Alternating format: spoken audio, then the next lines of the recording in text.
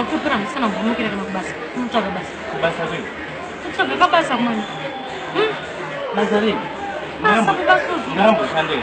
Chira kusina mabhirombo shanda. Mbochaya mwangu, rambochitsaya zvinoita. Asi kuti nyobhiringi yetinoita mana. Nyobhiringi? Nyobhiringi nei? Pato nyobhiringi shana. Oh. Chatopuwa mapinji. Unopuwa pinji makamboshandei basi. Asazoti kugara pamba kunotorwadza kushanda. Ndakamboshandei kubva ndakaenda kubasa. Kubva ndakabva kuchikoro. Hakuna kamushanda ndakanga ndikatsvaga basa. Saka zvakanzi zvoni. Vanhu vese vasamudzira vakawana mabasa. Vachapuwa mapinji. Vachabhadharwa kugara pamba kwavanoita. Kusuma kubhadharwa shuwa. Munhu akagara pamba yakubhadharwa. Ende unoziva vanhu vari kuita nagiresheni mai manje. Ende ikatobudira zvakanaka ndinotoita musoja. Wakuita musoja? Watanga kuchara zvakanaka nebasa. Asi kungodiwa zvekumhanya zvezvezvo. Hazvichadiwe. Hamuchamhanya? Unongodiwa 5 original photos dzawakatorwa nemusoja panguva yemhuri. Saka ukangotongora nemapicture zvatoita? Zvazvinenge mukomplete. Takashanda ke.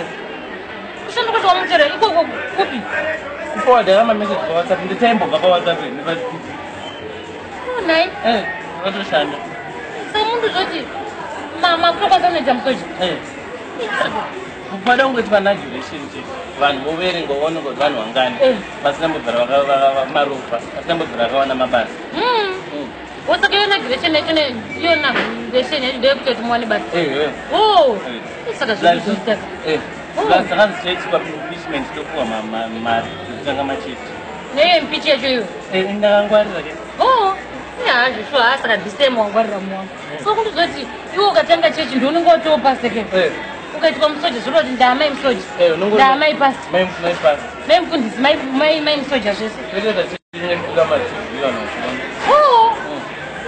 Ukutaura shuwa here. Here. Nekuda kweimpeachment iyoyo. Une impeach iyoyo. Saka zvedu zvaita. Ende zvinofadza sei murenyi mukonzi mai mufundisi. Mai musoja. Ndokuti ndonyobhilingi yacho.